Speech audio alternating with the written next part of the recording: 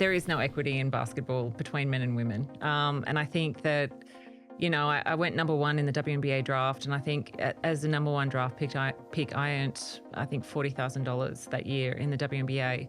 And it's not too much better. It's a little bit better now, but it's not too much better, not compared to what the first draft pick in the NBA would get. So there's a lot of equity issues still in our sport in particular, but for women and girls across sport in general. We've got a She Hoop scholarship program, which 30 girls every 6 months go through this pretty intensive program with EQ Mind, so working on resilience, breaking down barriers, a lot of challenges, just giving them tool sets and skill sets to navigate what it's like to be a girl that age in sport and in life, in school. I was always so afraid of testing positive. I mean, when after the 2000 Olympics or during 2000 Olympics, there was this story that people were going to sabotage Ian Thorpe by putting stuff in his food.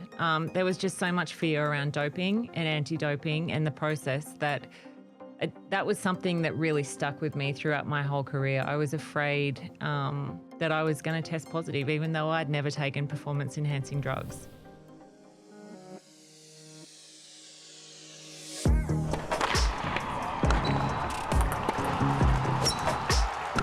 Welcome to Onside, the official podcast of Sport Integrity Australia. Our mission is to protect the integrity of sport and the health and welfare of those who participate in Australian sport. Welcome back to Onside. I'm Tim Gable, and today we're honoured to be joined by one of Australia's greatest sporting legends, Lauren Jackson, a five-time Olympian, WNBL and WNBA champion, and global icon in basketball. Lauren has not only dominated on the court, but continues to make a lasting impact off it. In today's episode, we'll talk with Lauren about her journey from the grassroots through to elite sport, the barriers, the inequities women and girls still face in sport, and how she's using her platform to lead change, inspire the next generation, and drive equity in sport, including a role here at Sport Integrity Australia. Lauren, thanks very much for joining us today. Thanks for having me. Welcome back to Capitals territory, but you have retired from playing, but you're still heavily involved in the game, a special advisor for the Women's National Basketball League, head of women and girls in basketball for Basketball Australia, along with the lead for She Hoops. That's a very important program. And as I mentioned a moment ago, linking up with Sport Integrity Australia as an advisor and a promoter of empowering women and girls in sport and that integrity program, which is another very important program. So you're still passionate about promoting women and girls in sport, aren't you? Yeah, absolutely. And I think the older that I've gotten, the more passionate I get about it. I think, when I was younger, I was in a bit of a bubble, really. Like, I was very good at playing basketball, and I sort of floated through and didn't really think too much about the broader issues affecting women and girls in sport. And it wasn't until I got older and I was able to reflect on, my career and some of the things that I'd gone through, my evolution as a athlete and as a person as well. And then obviously the roles that came after I retired the first time from the sport. So my work with Basketball Australia, obviously, and just conversations with the girls, and sort of seeing the conditions that they compete in. You mentioned there you're in a bubble because you were Lauren Jackson. You would know because you were around the whole time. You were Lauren Jackson, so therefore, it may not have impacted on you as much as it would have on a lot of other players. It's true. But still, even then, being that player that I was still, there is no equity in basketball between men and women. And I think that, I went number one in the WNBA draft, and I think as the number one draft pick, I earned, I think, $40,000 that year in the WNBA. And it's not too much better. It's a little bit better now, but it's not too much better, not compared to what the first draft pick in the NBA would get. So there's a lot of equity issues still in our sport in particular, but for women and girls across sport in general. So I was very fortunate though. Like obviously I got opportunities where a lot of people didn't. And for me, I guess now being the athlete that I was, being able to reflect on it, talk about it, and then be a part of creating better sort of opportunities and pathways and resources for women and girls, I think that's something that I'm really dedicated to now, and that's come from just the years that I've had being an athlete. Like I said, my evolution. I was ignorant for a very long time, and it wasn't until I actually went back to university and started studying gender studies and things like that where I actually started to sort of grasp the issues, and then playing overseas, different cultures, things like that. But there were some wins along the way before you got to that point. For instance, flying economy no longer, maternity leave for women's basketballers. There are a couple of things that you had to battle along the way. Yeah, look, they were... that we did battle them along the way, but they still really, even to this day, they still haven't become non-negotiables. They might have been battles in the moments, but they weren't won. But it wasn't, the war was not won. And I think, like I said, conditions have definitely gotten better now, as opposed to 10, 15 years ago. But, that Abby Bishop had a big role to play in that first pregnancy policy. But that still wasn't up to standard. And I think there has to be a lot of work done in that area still, to really make a difference, to help create change and meaningful change, especially for women and girls women in particular who've got children and who are playing. All right, I might just move on to your role and your advisor role here at Sport Integrity Australia. Of course, we're thrilled to have you linking up with Sport Integrity Australia to promote and advise here on the Empowering Women and Girls in Sport Integrity program. I'll come to integrity in just a moment because it's very important to embed integrity into sport. And of course, we've got this Empowering Women and Girls in Sport Integrity program with 4 key pillars: supporting women in leadership by strengthening integrity environments, empowering through education, influencing through partnership, understanding and strengthening the integrity environment. How important is it to have programs like this? So there are guidelines, not just for women playing sport, but people involved in, I guess, administering sport in Australia. Well, I think first and foremost, it creates engagement. People start talking about it and why it's important. For a long time, I think we're talking about wanting better conditions for women and girls across all levels of sport, whether it's on the field, on the court, or in an office, coaches, officials. But I think the real work is being done by these frameworks and guidelines that are going to be passed down to the sports.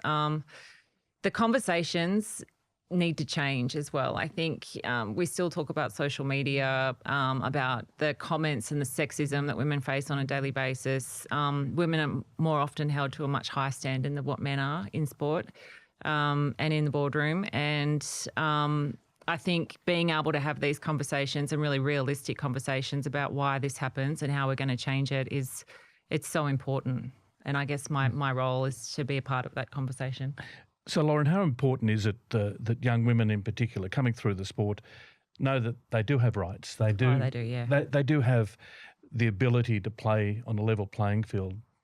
Yeah, look, it's so important. Those pathways and those opportunities are so important, and they have to be visible. And there has to be representation. The girls have to see that their dreams are reachable. They can achieve anything that they want to achieve in sport because the pathways are equal.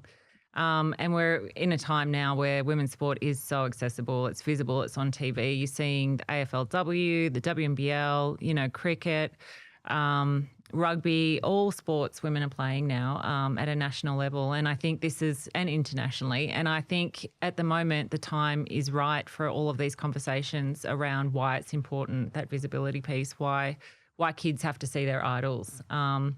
And why young girls have to be able to dream. Like for me, I was really, really lucky that in the 80s, my parents had both represented Australia and my mum had gone over to America and broken down barriers herself because there was no representation of women's sport on television during that time. I mean, it was even hard to see, men's sport on TV if it wasn't AFL or the NBA.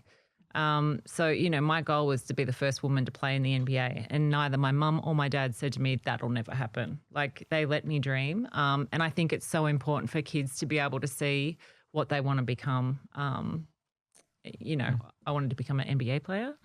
Yeah. But yeah. But of course now you want girls to become WNBA players. Yes, exactly.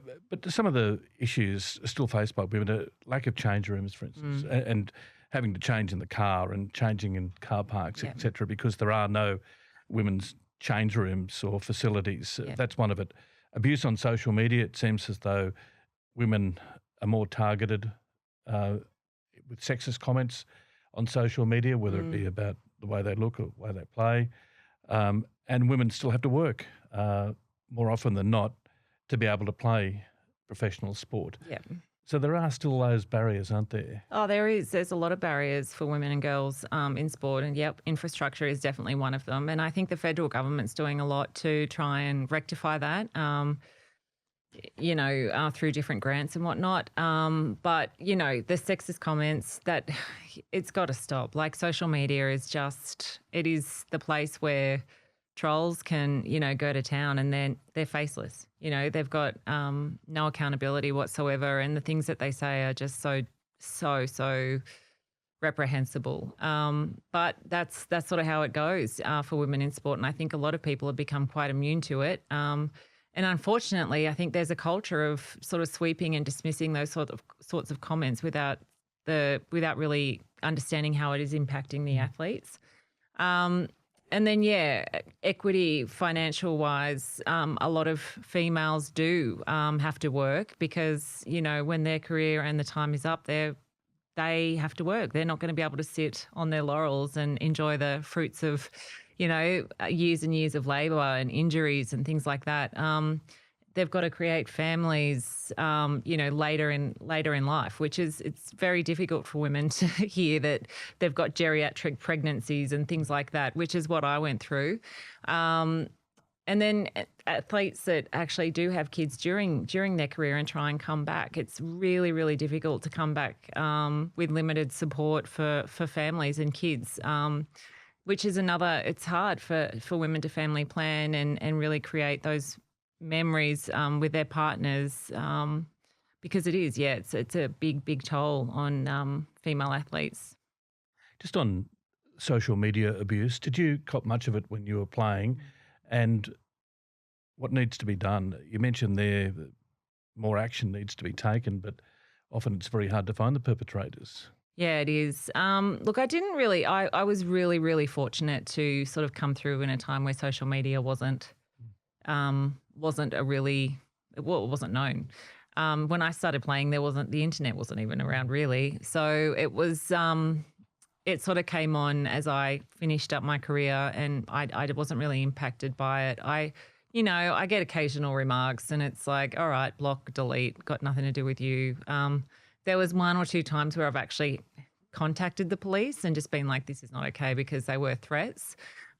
Which turned out again to be some random kid in the south of Sydney just trying to get a rise. Like, it was just, it's unbelievable. But, in terms of social media, there is no accountability. And I think that faceless sort of abuse that needs to be something that for women in particular, the sexism, the trolling, it is abuse, and it does, especially younger people. Of course it has to impact them.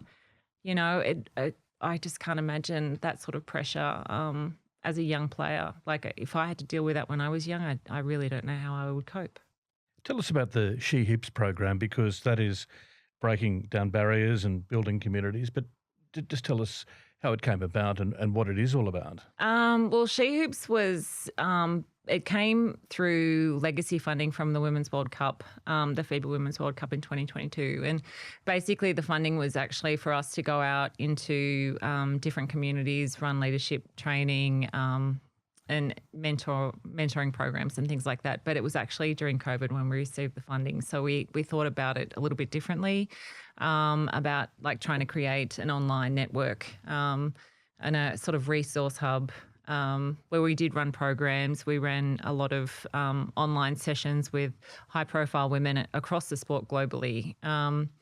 And a lot of people were interested in them initially, but it really didn't take off until we were able to start going out and running different programs face-to-face in the community. So it was about empowering and providing sort of leadership opportunities and also connecting grassroots with the elite. And that was pretty much like the intention of it from day dot. And then after we sort of started getting out into communities, we brought the athletes on board, and it wouldn't have taken off if the girls didn't see the value in what She Hoops was. So the athletes have really gotten behind it. And yeah, that was probably the biggest sort of differentiator in what She Hoops has created, is that the athletes are fully supportive of it. They are running mentoring programs. We've got a She Hoops scholarship program, which 30 girls every 6 months go through this pretty intensive program with EQ Minds, so working on resilience, breaking down barriers, a lot of challenges, just giving them tool sets and skill sets to navigate what it's like to be a girl that age in sport and in life, in school. And then also we give them accreditation in coaching and officiating, and the leadership stuff that they do is so that they can take those skill sets back to their communities and become coaches, officials in basketball if they don't want to participate on court anymore. And the girls stay connected through the program. You know, our first cohort, a lot of the girls are doing all of our camps with us. They come and coach with us. They're connecting back into the current cohorts of girls. So we've got that. We've got participation camps, holiday camps, leadership camps. We do a lot of different stuff.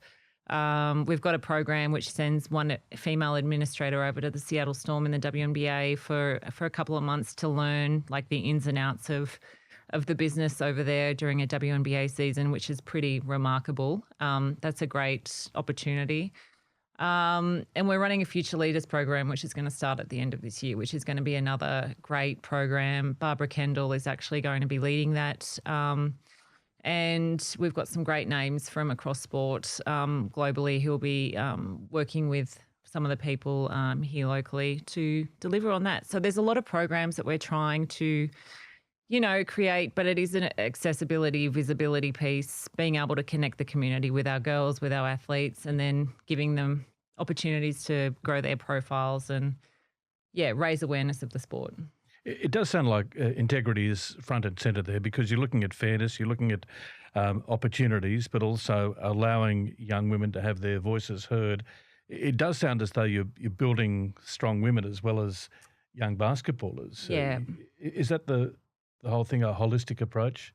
Yeah, we are. We're trying to. And I think that was why we brought EQ Minds in. I guess any girl that or woman you talk to would have faced challenges in their teenage years.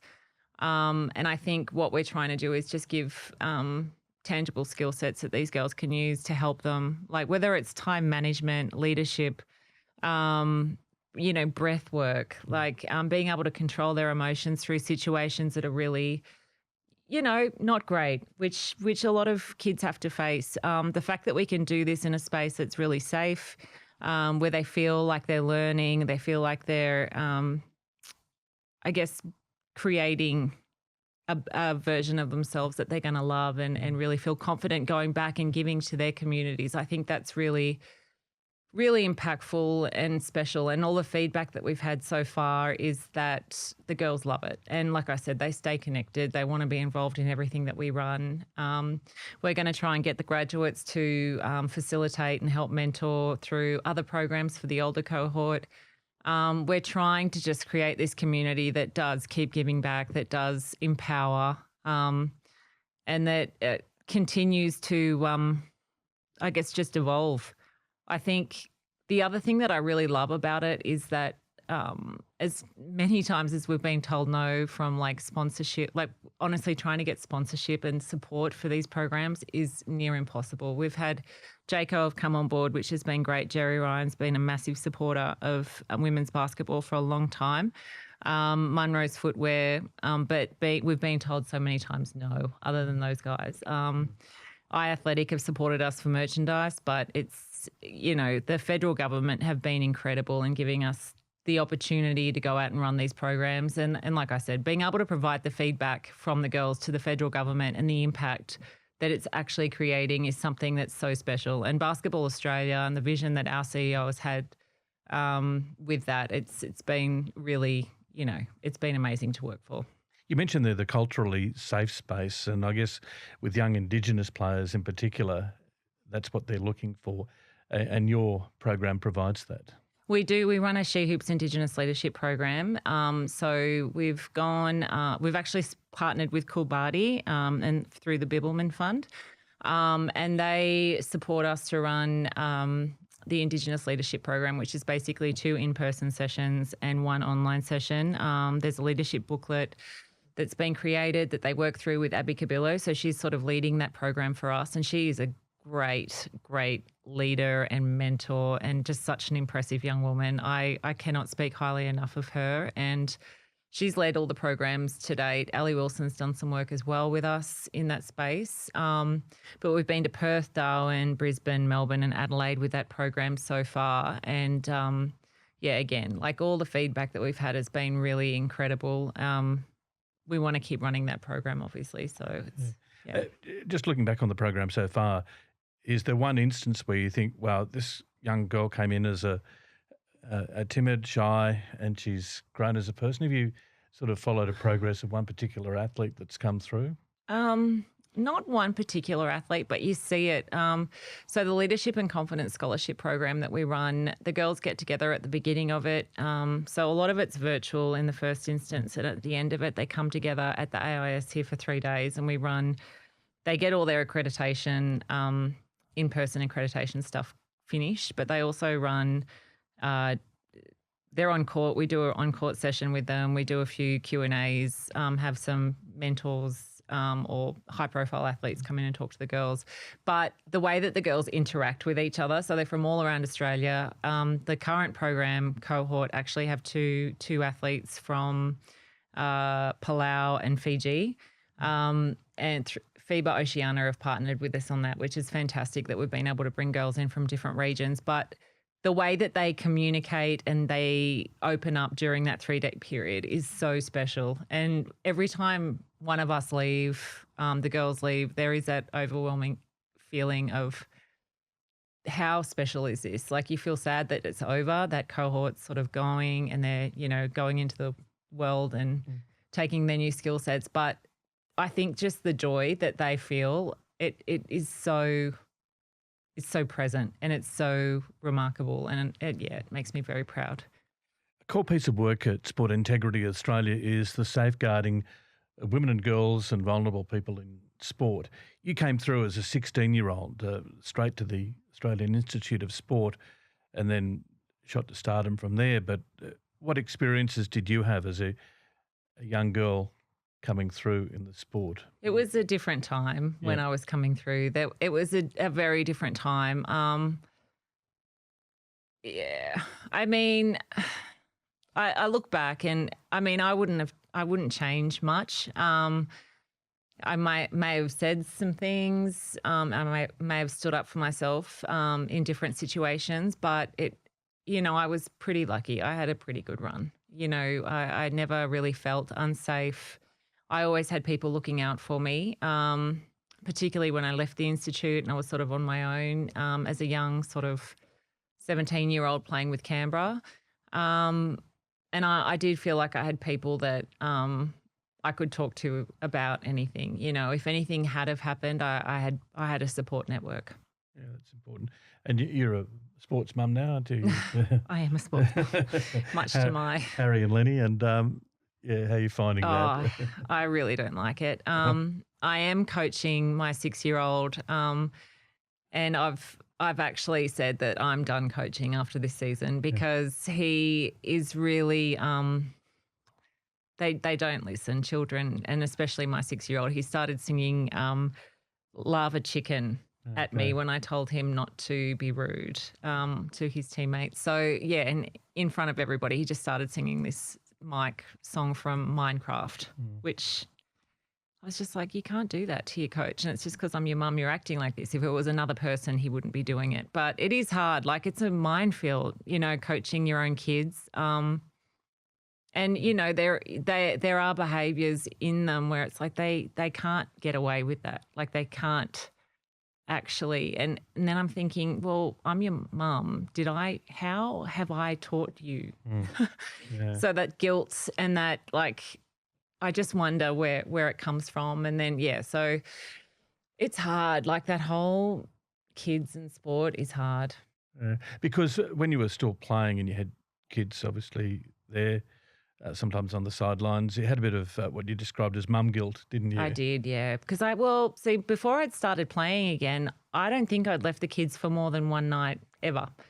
I took them, that was before they were at school, so I'd taken them pretty much everywhere. If I had to work in Canberra or Melbourne, they were with me. And then all of a sudden I was back in the Australian squad, and I remember the first time I had to leave them for 4 days, and that just broke my heart. And then it kind of got normalised over that period of time, and it actually broke my heart a little bit, but I did feel really bad, and I couldn't keep leaving them. It was hard. Yeah, it was really hard. What about now being a sports mum, coach? Do you see things out there that you think, gee, that's not right, and I feel the need to speak up in terms of an integrity or safeguarding aspect? Well, there's times where I have to check myself. I know that much. It is hard because you do have to there is a really fine line with kids. I think there are times when they need to be pulled up and things need to be said. I mean, for instance, as a coach, at times there's a group of kids that won't pass the ball to some of the kids that aren't as good. And that, to me, it's like, well, you can't, that's not being a good teammate, right? Like, you hear everyone wants to get an opportunity. You're 6, 7, 8 years old. Like, guys, you pass to your open teammate. Like, it's fundamental, right? And anyway, my son did it. After I'd talked about it, he did it on the weekend. And I looked at him and I was like, Lenny, you complain about not getting the ball thrown to you, and you just did exactly the same thing. Like, that to me is like trying to point that out to him. I felt bad, but you got to learn. Like, you have to learn that you can't treat people like that. And I guess in basketball too, you see a lot of behaviours that you had to navigate as well when you were young. Like, it doesn't just go away. You still remember instances and things that happened to you. Overexcited parents and very competitive coaches. Yeah, absolutely. So I do have to check myself as well. So it's being respectful, trying to understand what the balance is, being a parent, being a coach. And then also too with the kids, it's a hard one. There's a really grey line there, and you want your kids to be the best version of themselves and to be great teammates and to be supportive, not to be selfish and all of these things. And sport is so great at being able to teach lessons like that. But for me, I've played at a very high level, and when I see my kids being selfish or not trying hard enough, or just standing and watching and not participating and like thinking about themselves, that to me is like a cardinal sin. Like, that to me is like, well, if you don't want to play, you don't have to. But it's not about that, and I have to like keep revisiting and trying to figure out what it's about. Because it's not, I think they want to play, and whether it's the pressure that I put, they inherently feel because of who I was as an athlete, and they've seen it. They saw firsthand me training, me playing. They lived it with me for a period of time. It's hard. Like, it's a really hard one to navigate for me. So at the moment, I'm really weighing up my, how involved I get in both of their sporting pursuits. It's a hard one. Sorry, it's really weighing on me at the moment. Yes, just on another issue, anti-doping and TUEs, because I know you experienced this firsthand playing sport from such a young age. Injury took its toll on you a number of times throughout your career. I remember interviewing you many times about the injuries that you had. I wanted to talk to you about that period when you found medicinal cannabis was the best treatment option for you, but the complexity for that in terms of anti-doping and prohibited substances, because obviously it's a bit of a minefield, but you managed to navigate it in time for the World Cup. Yeah, and I had a little bit of help too. I started playing again. So the whole backstory of me coming back was I'd put on a lot of weight having my children, and I have no issue with that whatsoever. It was just I got to a point where I was like, during COVID as well, I wasn't very active. And I thought to myself, you know what, I'm really happy, life's good, I'm going to start training again. So I went back to the gym, and within a week I was like, I actually can't do this physically. I am in so much pain.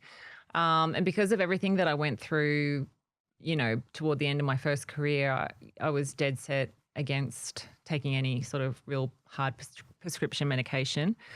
So I trialed medicinal cannabis, and I did that because one of my friends over in America, Sue Bird, had been advocating for CBD oil, and we had a conversation about it. She said, "Why don't you just give it a try?" I mean, at best, it might help inflammation. At worst, nothing will happen. And at that point in time, it was during COVID. So I basically went ahead and gave it a go. And it actually, after 2 weeks of, heading back to the gym and everything, I actually didn't have any sort of, I didn't feel anything negative. I didn't feel anything positive, but I was still going to the gym. I didn't feel different, but I was still able to keep sort of training. And that was the moment where I was like, oh, this might be working. I might be onto something. So I kept going, and about 6 months later, I thought, oh, well, maybe I'll, go and shoot a hoop or whatever. So I went with one of my I went with one of my friends to shoot some hoops, just really quietly. Nobody really knew, but he was the assistant coach of the NBL 1 team. And he was like, well, why don't you see if you can play NBL 1? I mean, if you get to this point, I was like, there's a long way to go before I do that. I was literally, I was literally just shooting 3-pointers at that point in time. And I'd done. Did you realise at the time, by the way, that you needed a TUE, a therapeutic use exemption, to use medicinal cabinets? My head space at that point in time was, there's no chance I'm ever going to play at any level again. So I was like, if that's a goal, sure, but there's no chance I'm going to play, because my body had just been through hell, and my knee was pretty yuck. And anyway, I just kept practicing, and I got back into it. So I had advice that I had to stop taking the CBD oil about a month before the season started. And I had to go through the process of getting a TUE, which it actually didn't come through for 6 months. It was really hard. And it came through about a week or 2 weeks before the World Cup started in Sydney. So I actually, it wasn't a great process. I think too, I'm not sure there'd been much work done on medicinal cannabis. And it was a relative unknown at that point in time. So I think I had to jump through a few hoops to get there. And I'm sure the process has been improved since that time. Absolutely. But look, it did get finalised, and I did get it, and that was great. And I was able to use it for the year after that. But I think by that point, my body, again, coming back from everything that I'd been through, it didn't feel great. It's after every single game, my body was shaking. I couldn't sleep, because the shock of just that physicality and that level of sport again was so intense. It was I'm glad I got through it all. But it was full on. See, navigating the anti-doping system obviously is something you've experienced, but for young athletes, it can be quite terrifying, can't it? Absolutely. It would be daunting. Because you also, the perception is when it comes to anti-doping and everything, and I think for me when I was really young as well, I was always so afraid of testing positive. I mean, when after the 2000 Olympics or during 2000 Olympics, there was this story that people were going to sabotage Ian Thorpe by putting stuff in his food. There was just so much fear around doping and anti-doping and the process that was something that really stuck with me throughout my whole career. I was afraid that I was going to test positive, even though I'd never taken performance-enhancing drugs in my life.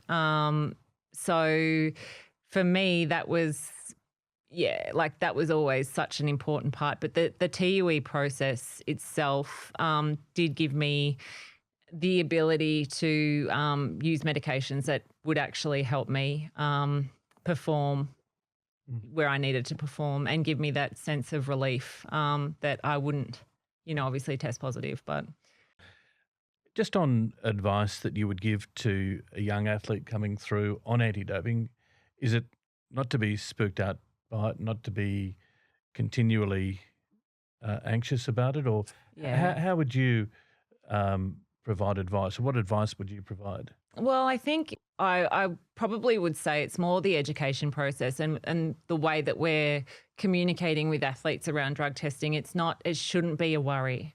It shouldn't be causing anxiety. It should just be this is how we create Part a of the clean process, sport. yeah. Yeah, like this is part of being an athlete. And it shouldn't worry people and it shouldn't be an imposition. It should be just what it is. This is how we compete. Yeah. And I guess that's part of your role here with Sport Integrity Australia is to provide advice to Sport Integrity Australia about how to approach young athletes in particular, women and girls, fairness, equity in sport, safeguarding. There's a fair gamut of integrity issues, isn't there, that Yeah. that you've had experience with, that you can provide advice to Sport Integrity Australia about? Well, I've been around a few years, Tim. Yeah, definitely. I think my experience in this area is very vast. And I guess the other part of it too is I've played through many decades. You know, I've been around and involved in sport through many, many decades, many changes. And, you know, it's really exciting to see where sport is going, where Sport Integrity Australia is going. I think it's it is becoming more aware of the needs of the athletes, and yeah, I think that's really important. Good on you, Lauren. Nice to have a chat again. Yeah, it's lovely to talk And to you nice to too. see you back and still involved in the sport in a big way. You're almost more involved in basketball than you were when you were playing, aren't you? Yeah, but I love it. I love basketball, obviously, and I love what sport can do for us, for girls and for women, and anyone, men and my kids. You know, they love it too, as much as they don't like me coaching. But yeah, sport is amazing. And you know, in Australia, we're trying to get it right for everyone involved, and I think that's something that is, you know, it's special. I love being a part of it. Good on you. Thanks very much for joining us Thank you. today. Lauren Jackson joining us on Onside and sharing her insights on empowering women and girls in sport. I'm Tim Gable. We'll be back with another episode of Onside shortly. You've been listening to Onside, the official podcast of Sport Integrity Australia. Send in your podcast questions or suggestions to media@sportintegrity.gov.au. For more information on Sport Integrity Australia, please visit our website www.sportintegrity.gov.au or check out our Clean Sport app.